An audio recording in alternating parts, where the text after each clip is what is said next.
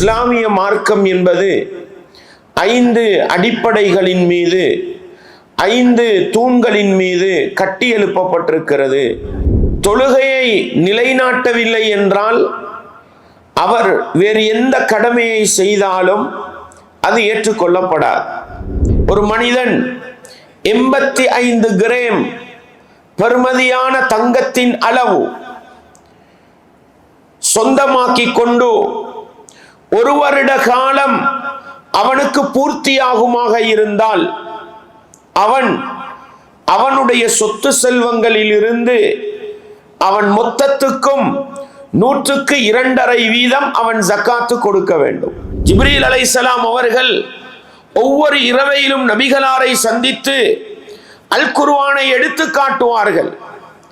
அந்த நேரத்தில் அல்லாஹ்வுடைய தூதர் இந்த ஜக்காத்தை கொடுக்கிற மனிதர் சரியாக கொடுக்கின்ற பொழுது, யாருக்கு போய் சேர வேண்டுமோ அவர்களுக்கு முறையாக சேர்க்கின்ற பொழுது, இந்த இபாதத், இந்த ஜக்காத் என்ற கடமை மனித வாழ்க்கையில் நல்ல மாற்றங்களை கொண்டு வரும். நானும் நீங்களும் சரியாக ஜக்காத்தை நிறைவேற்றினால் ஒரு ஏழையின் பொருளாதாரத்தை அநியாயமாக சுரண்ட மாட்டோம். நஹ்மதுஹு வ நஸ்தஈனுஹு வ நஸ்தக்ஃபிருஹு வ நஊது பில்லாஹி மின் ஷுரூரி அன்ஃபுஸினா வ மின் ஸய்யிஆத்தி அஅமாலினா மன் யஹ்திஹில்லாஹு ஃபலா முضில்ல லஹு வ மன் யுضலில் ஃபலா ஹாதிய லஹு வ அஷ்ஹது அன் லா இலாஹா இல்லல்லாஹு வஹ்தஹு லா ஷரீக லஹு وأشهد أن محمدا عبده ورسوله يا أيها الذين آمنوا اتقوا الله حق تقاته ولا تموتن إلا وأنتم مسلمون يا أيها الناس اتقوا ربكم الذي خلقكم من نفس واحدة وخلق منها زوجها وبث منهما رجالا كثيرا ونساء واتقوا الله الذي تساءلون به والأرحام إن الله كان عليكم رقيبا يا أيها الذين آمنوا اتقوا الله وقولوا قولا سديدا يصلح لكم أعمالكم ويغفر لكم ذنوبكم ومن يطع الله ورسوله فقد فاز فوزا عظيما أما بعد فإن أصدق الحديث كتاب الله وخير الهدي هدي محمد صلى الله عليه وسلم وشر الأمور محدثاتها وكل محدثة بدعة وكل بدعة ضلالة وكل ضلالة في النار. வார்த்தைகளில் சிறந்தது வல்லவன் ரஹ்மானின் வார்த்தை என்றும், நடைமுறைகளில் சிறந்தது நபிகளார் ஸல்லல்லாஹு அலைஹி வஸல்லம் அவர்களுடைய வாழ்க்கை வழிமுறை என்றும், அவர்களுடைய வாழ்க்கை வழிமுறைகளுக்கு பின்னால் மார்க்கத்தில் புதிதாக புகுத்தப்பட்டவைகள், கர்மங்களிலே மிக மோசமானவைகள் பித்அத்துகள், எல்லா பித்அத்துகளும் வழிகேடுகள், எல்லா வழிகேடுகளும் மனிதனை நரகத்துக்கிட்டு செல்லும் என்று சொன்னவனாக இப்பிரசங்கத்தை ஆரம்பம் செய்கின்றேன். அன்பார்ந்த இஸ்லாமிய சகோதரர்களே, அல்லாஹுவின் நல்லடியார்களே, இஸ்லாமிய மார்க்கம் ஒரு மனிதன் இந்த உலகத்தில் உண்மையான முஸ்லிமாக, உண்மையான முஃமினாக வாழ்வதற்கு ஈமானுடைய அடிப்படைகள் 6 விடயங்களை காட்டி தந்தது போன்று இஸ்லாத்துக்குரிய அடிப்படைகள் 5 என்று காட்டி தந்திருக்கின்றது. நபிகளார் ஸல்லல்லாஹு அலைஹி வஸல்லம் அவர்கள் சொன்னார்கள், புனியல் இஸ்லாமு அலா ஹம்ஸ், இஸ்லாமிய மார்க்கம் என்பது 5 அடிப்படைகளின் மீது, 5 தூண்களின் மீது கட்டி எழுப்பப்பட்டிருக்கிறது. ஷஹாதத்தி அல்லா இலாஹா இல்லல்லாஹ் வ அன்ன முஹம்மதர் ரசூலுல்லாஹ், வணக்கத்துக்கு தகுதியானவன் அல்லாஹுவை தவிர வேறு யாரும் இல்லை, முஹம்மது என்பவர் அல்லாஹ்வுடைய தூதர் என்று சாட்சி சொல்ல வேண்டும் என்பது முதலாவது அடிப்படை. ஒரு மனிதன் அல்லாஹுவை ரப்பாகவும் முஹம்மது ஸல்லல்லாஹு அலைஹி வஸல்லம் அவர்களை அல்லாஹ்வுடைய தூதராகவும் ஏற்றுக்கொண்டால், வ இகாமிஸ் ஸலாஹ், அவர் தொழுகையை நிலைநாட்ட வேண்டும் என்பது இரண்டாவது அடிப்படை. தொழுகையை நிலைநாட்டவில்லை என்றால் அவர் வேறு எந்த கடமையை செய்தாலும் அது ஏற்றுக்கொள்ளப்படாது. ஒவ்வொரு நாளும் 5 நேரம் தொழ வேண்டும். அப்பொழுதுதான் அவர் என்ன நல்ல காரியம் செய்தாலும் அது ஏற்றுக்கொள்ளப்பட போகிறது. அந்த நல்ல காரியங்கள் அந்த மனிதனை சுவனத்துக்கு அழைத்து செல்லும். மூன்றாவதாக அல்லாஹ்வுடைய தூதர் சொன்னார்கள், நீ ஜகாத்து கொடுக்க வேண்டும் என்றார்கள். வஸௌமு ரமதான், ரமதானுடைய மாதத்தில் நோன்பு பிடிக்க வேண்டும் என்றார்கள். வஹஜ்ஜுல் பைத், கஅபத்துல்லா என்ற அந்த ஆலயத்தை தரிசித்து ஹஜ்ஜி செய்தல் என்றார்கள். அன்பார்ந்தவர்களே, இந்த 5 கடமைகளும் இஸ்லாத்தின் அடிப்படைகள். இந்த 5 கடமைகளுக்கும் தகுதியான சட்டதிட்டங்களும் நிபந்தனைகளும் வரையறைகளும் வைக்கப்பட்டிருக்கின்றன. அதிலே ஒரு மனிதன் உள்ளத்தினால் அல்லாஹுவை ஏற்று அல்லாஹ்வுடைய தூதரை ஏற்றுவிட்டால் 5 நேரம் தொழ வேண்டும். ஒவ்வொரு நாளும் 5 நேரம் தொழுகின்ற அந்த மனிதனுக்கு ஜக்காத்து கொடுப்பது கட்டாயம். தொழவில்லை என்றால் அவன் ஜக்காத்து கொடுக்கிறான், ஆனால் பலன் இல்லை. எனவே 5 நேரம் தொழுகிற ஒரு மனிதன் பொருளாதாரத்தில் தன்னிறைவு அடைந்திருந்தால் அவன் மீது ஜக்காத்து கடமையாகிறது. அன்பார்ந்தவர்களே, ஒரு மனிதன் 85 கிராம் பெறுமதியான தங்கத்தின் அளவு சொந்தமாக்கி கொண்டு 1 வருட காலம் அவனுக்கு பூர்த்தியாகுமாக இருந்தால் அவனுடைய சொத்து செல்வங்களில் இருந்து அவன் மொத்தத்துக்கும் 100க்கு 2.5 வீதம் அவன் ஜக்காத்து கொடுக்க வேண்டும். இதுதான் ஜக்காத்து கடமை என்பது. ரமலானுடைய மாதத்தில் நோன்பு பிடிப்பதும் அதிலே விதிவிலக்கு இருக்கிறது. ஒரு மனிதனுக்கு பொருளாதார வசதியும் இருந்து உடல் ஆரோக்கியமும் இருந்து மக்கமா நகருக்கு சென்று வருகின்ற வசதி வாய்ப்புகளும் இருந்தால் அவன் வாழ்க்கையில் ஒரு தடவை ஹஜ்ஜி செய்ய வேண்டும். அல்லாஹ்வுடைய தூதர் ஸல்லல்லாஹு அலைஹி வஸல்லம் அவர்களிடத்தில் ஒரு நாட்டுப்புற அரபி வருகிறார். அல்லாஹ்வின் தூதரே, துல்லனி அலா அமலின் இதா அமில்துஹு தகல்துல் ஜன்னah, எனக்கு நீங்கள் ஒரு அமலை சொல்லித்தர வேண்டும், ஒரு வணக்கத்தை சொல்லித்தர வேண்டும், அதை நான் செய்தால் சுவர்க்கம் நுழைய வேண்டும். அல்லாஹ்வுடைய தூதர் சொன்னார்கள், தஅபுதுல்லாஹ் வலா துஷ்ரிகு பிஹி ஷைஆ, நீ அல்லாஹ்வை மாத்திரம் வணங்கு, அவனுக்கு எதனையும் நீ நிகராக கொண்டு வந்து விடாதே, இணை வைத்து விடாதே. வதுகீமுஸ் ஸலா, தொழுகையை நிலைநாட்டு. வதுஅத்தி ஸகா, ஜகாத்தை நீ கொடுத்து வா. இப்படி சொன்ன பொழுது வதசூமு ரமதான், ரமதானுடைய மாதத்திலே நோன்பு பிடித்துக்கொள் என்றும் சொன்ன பொழுது அவர் சொல்கிறார், வல்லதி நஃப்ஸி பியதி, என்னுடைய உயிர் எவன் கைவசம் இருக்கிறதோ அந்த அல்லாஹ்வின் மீது சத்தியமாக, லா அஸீது அலா ஹாதா வலா அன்குஸ், இந்த கடமைகளை தாண்டி எதனையும் நான் அதிகப்படுத்தவும் மாட்டேன், எதனையும் நான் குறைக்கவும் மாட்டேன் என்றார். அல்லாஹ்வுடைய தூதர் சொன்னார்கள், அவர் திரும்பி போன பிறகு, நீங்கள் சுவர்க்கவாசியை பார்க்க வேண்டுமா? மன் சர்ரஹு அன் யன்துர இலா ரஜுலின் மின் அஹ்லில் ஜன்னah ஃபல்யன்துர் இலா ஹாதர் ரஜுல், சுவனவாசிகளில் ஒருவரை நீங்கள் பார்க்க விரும்பினால் இந்த மனிதனை பார்த்து கொள்ளுங்கள் என்று சொன்னார்கள். அன்பார்ந்தவர்களே, எனவே ஒரு மனிதன் சுவர்க்கம் நுழைய வேண்டுமாக இருந்தால் இஸ்லாத்தின் 50 கடமைகளான இந்த அடிப்படைகளை சரியாக செய்வதன் மூலம்தான் அவன் சுவர்க்கம் நுழையலாம் என்கிற அடிப்படை.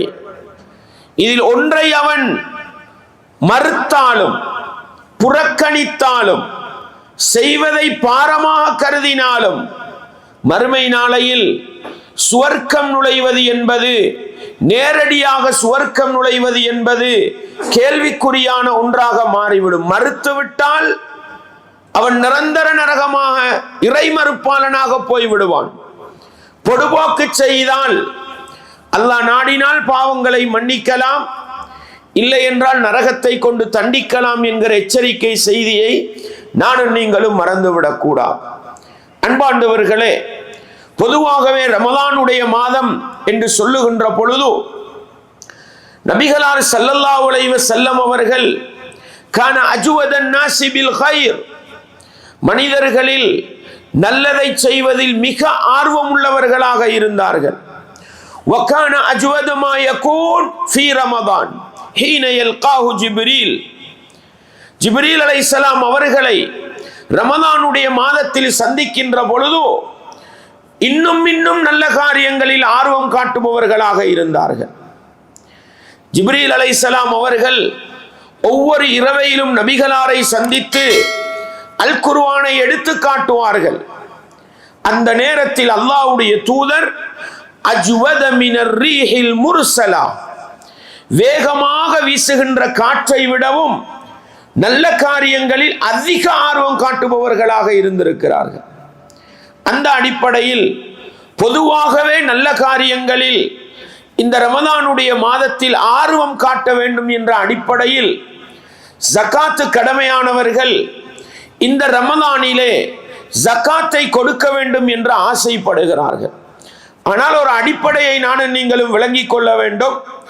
எங்களுக்கு அந்த பொருளாதாரத்தின் 85 கிராம் என்கிற 8.5 பவுனுடைய அந்த பெறுமதி எப்பொழுது வருமோ வருடத்தில், அந்த நாளிலிருந்து ஒரு வருடம் பூர்த்தியாகிற பொழுதுதான் ஜகாத்து கடமையாகும். அது ரமலானுக்கு மாத்திரம் சொந்தமான கடமை அல்ல. ஒரு மனிதனுக்கு அந்த அளவு ரமலானிலே வரும் என்றால் அவர் அவருடைய ஜகாத்தை இந்த ரமலானில் நிறைவேற்றலாம். அதற்கு முன்னாலோ பின்னாலோ கடமையாகும் என்றால் அவர் வருடம் பூர்த்தியாகிற பொழுது அந்த ஜகாத்தை வெளியிட வேண்டும் என்கிற பாடத்தை நானும் நீங்களும் மறந்துவிடக்கூடாது.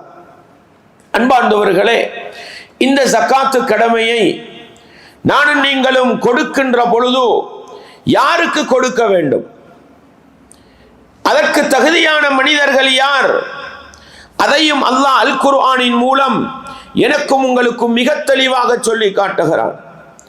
8 கூட்டத்தவர்கள் இருக்கிறார்கள்.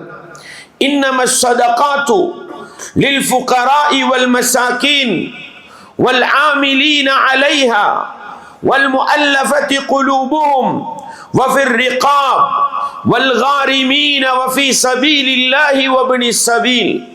அல்லாஹ் 8 கூட்டத்தவர்களை குறிப்பிட்டு சொல்கிறான். வருமானமே இல்லாத ஏழைகள், போதிய வருமானம் இல்லாத மிஸ்கீன்கள் 2 கூட்டம்.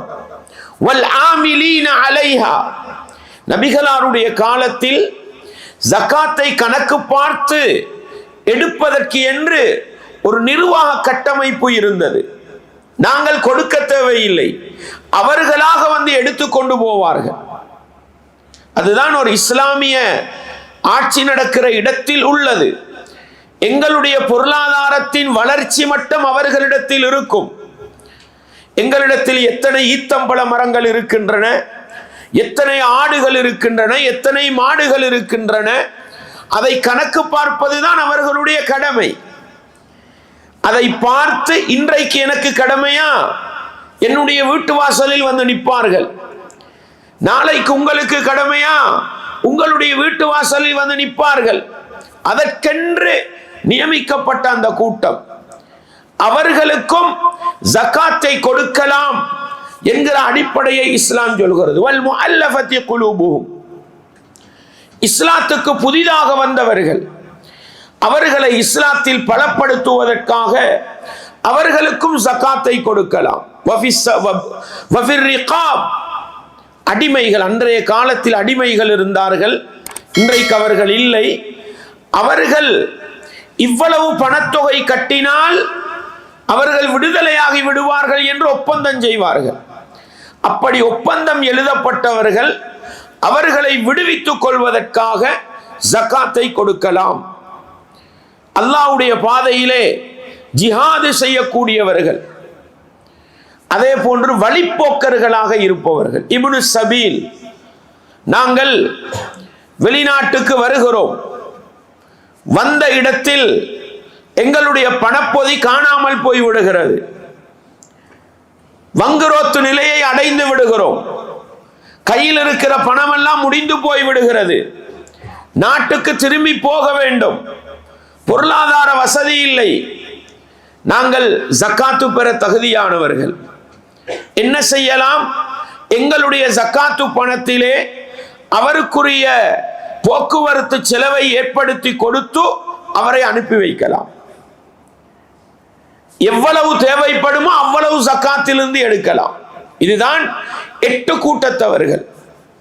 அன்பார்ந்தவர்களே, இதை தாண்டி காரிமீன் வல் காரிமீன், 8வது ஒரு கூட்டம், கடன் தொல்லையில் சிக்குண்டவர்கள், செல்வ செழிப்புக்காக பெரிய பொருளாதாரத்துக்காக எடுத்தவர்கள் அல்ல, வாழ்வதற்கு கடன் எடுத்தவர்கள், தேவைக்கு கடன் எடுத்தவர்கள், ஆடம்பரத்துக்கு எடுத்தவர்கள் அல்ல. வாகனம் இருக்கிறது, வீடு இருக்கிறது, ஒன்றுக்கு பல காணி பூமிகள் இருக்கின்றன, அவர்கள் விற்று கொடுக்க வேண்டும் கடனை. கடன் வாங்கியவர் அதனை திருப்பி கொடுக்க வசதி இல்லாமல் இருந்தால் அவருக்கு ஜக்காத்தை கொடுத்து கடனை அடைப்பதற்கான வழியை ஏற்படுத்தலாம். இதுதான் ஜக்காத்து பெற தகுதியான 8 கூட்டம் என்பதை விளங்கி கொடுக்கின்ற நாங்கள் முறையாக கொடுக்க வேண்டும், யாருக்கு கொடுக்க வேண்டும் என்பதையும் சரியாக விளங்கி கொடுக்க வேண்டும் என்கிற பாடத்தை நானும் நீங்களும் படித்துக் கொள்வோம். வல்லவன் ரஹ்மான் ஜக்காத்து கடமையை முறையாக நிறைவேற்றுகிற நல்ல மக்களாக எங்கள் அனைவரையும் ஆக்கிவிட வேண்டும். வாஹிரு தஅவானா அனில் ஹம்துலில்லாஹி ரப்பில் ஆலமீன். அல்ஹம்துலில்லாஹ் வஸ்ஸலாத்து வஸ்ஸலாமு அலா ரசூலில்லாஹ் வ அலா ஆலி ஹிஸ்பில்லாஹ். அம்மா பஅத். அன்பார்ந்த இஸ்லாமிய சகோதரர்களே, இந்த ஜக்காத்தை கொடுக்கிற மனிதர் சரியாக கொடுக்கின்ற பொழுது, யாருக்கு போய் சேர வேண்டுமோ அவர்களுக்கு முறையாக சேர்க்கின்ற பொழுது, இந்த இபாதத், இந்த ஜக்காத் என்ற கடமை மனித வாழ்க்கையில் நல்ல மாற்றங்களை கொண்டு வரும், மனிதனை மனித புனிதனாக மாற்றும். இது வெறுமனே மறுமையில் நன்மை தருகிற விடயம் மட்டுமல்ல, உலக வாழ்க்கையில் நல்ல மாற்றங்களை கொண்டு வரும். அல்லாஹ் நபி அவர்களை பார்த்து என்ன சொல்கிறான்? குத் மின் அம்வாலிஹிம் ஸதகா. நபியே, அவர்களுடைய பொருளாதாரத்தில் இருந்து நீங்கள் ஜகாத்தை எடுங்கள். அந்த ஜகாத் என்ன செய்யும்? துஸக்கீஹிம் வ துதஹிருஹும். அவர்களை நீங்கள் பரிசுத்தப்படுத்தலாம், அவர்களை நீங்கள் சுத்தப்படுத்தலாம். உள்ளத்தளவிலும் சுத்தம் ஏற்படும், வெளி வாழ்க்கையிலும் சுத்தம் ஏற்படும். அல்லாஹ் அந்த 2 பயன்பாட்டை சொல்லி காட்டுகிறான். அன்பாண்டவர்களே, ஜக்காத்தை தூய்மையாக கொடுக்கின்ற நேரம் பொருளாதார ரீதியாக நாங்கள் செய்கிற தப்புகள், தவறுகள், அநியாயங்கள் மன்னிக்கப்பட்டு உள்ளம் சுத்தம் பெற தகுதியாகும். அதே நேரம் கஞ்சத்தனம் இருக்கும், ஏமாற்றுகிற குணம் இருக்கும், அடுத்தவண்ட பொருளாதாரத்தை சுரண்டுகின்ற தன்மை இருக்கும், பொருளாதார ரீதியாக விரோதம், குரோதம், வைராக்கியங்கள் இருக்கும். அதையெல்லாம் உள்ளத்திலிருந்து சுத்தப்படுத்தி மனிதனை உள்ளத்தளவில் பரிசுத்தப்படுத்துகிற ஒரு இபாதத் ஜக்காத் என்ற கடமை. சகோதரர்களே, நானும் நீங்களும் சரியாக ஜக்காத்தை நிறைவேற்றினால் ஒரு ஏழையின் பொருளாதாரத்தை அநியாயமாக சுரண்ட மாட்டோம், ஒரு ஏழைக்கு துரோகம் இழைக்க மாட்டோம், பொருளாதாரத்தை உழைக்கின்ற பொழுது ஹராத்தை செய்ய மாட்டோம், அடுத்த மனிதனை ஏமாற்ற மாட்டோம், அடுத்த மனிதனுக்கு கலப்படம் செய்ய மாட்டோம், அடுத்த மனிதனுக்கு தீங்கை ஏற்படுத்துகிற பொருட்களை விற்பனை செய்ய மாட்டோம். ஏன்? அல்லாஹ்வுக்காக ஜக்காத்து கொடுக்கிற மனிதர்கள் நானும் நீங்களும் அல்லாஹ்வை பயந்து பொருளாதார வாழ்க்கையை வாழ்வோம். எனவே இப்படிப்பட்ட மிகப்பெரிய ஒரு சீர்திருத்தத்தை கொண்டு வரக்கூடியதுதான் ஜக்காத் என்ற கடமையை புரிந்து கொண்டு இந்த ஜக்காத்து கடமையை பற்றிய விரிவான பாடம் இருக்கிறது சகோதரர்களே. ஜகாத்தின் சிறப்பை தான் இந்த இடத்திலே பேசலாம். அதை எப்படி நிறைவேற்ற வேண்டும் என்பதை சுருக்கமாக சொல்லலாம். பொருளாதாரத்தில் வசதியுள்ள தண்ணீரை உள்ளவர்களாக இருந்தால் அல்லது ஜகாத் எடுக்கிற நிலையில் நாங்கள் இருக்கிறோம் என்றால், இரண்டு சாராரும் நான் எடுக்க தகுதியானவனா, நான் கொடுப்பவன் என்றால் எப்படி கொடுக்க வேண்டும், கொடுக்கிற நான் யாருக்கு கொடுக்க வேண்டும், இந்த இரண்டு சாராரும் படித்து இந்த ஜகாத்து கடமையை முறையாக நிறைவேற்றினால் இந்த உலகத்தில் தன்னிறைவான ஒரு பொருளாதார சமூகத்தை உருவாக்கலாம். ஜகாத்து கொடுப்பதன் மூலம் பொருளாதாரத்தில் சிறந்த மனிதர்களாக, நல்ல மனிதர்களாக, மறுமை வெற்றியை நோக்கி பயணிக்கின்ற உத்தமர்களாக வாழ்ந்து மறுமையிலே வெற்றி பெறலாம் என்கிற பாடத்தையும் நானும் நீங்களும் பெற்றுக்கொள்வோம். வல்லவன் ரஹ்மான் அப்படிப்பட்ட உத்தமர்களாக எங்கள் அனைவரையும் ஆக்கிவிட வேண்டும். வஆகிரு தஅவானா அல்ஹம்துலில்லாஹி ரப்பில் ஆலமீன்.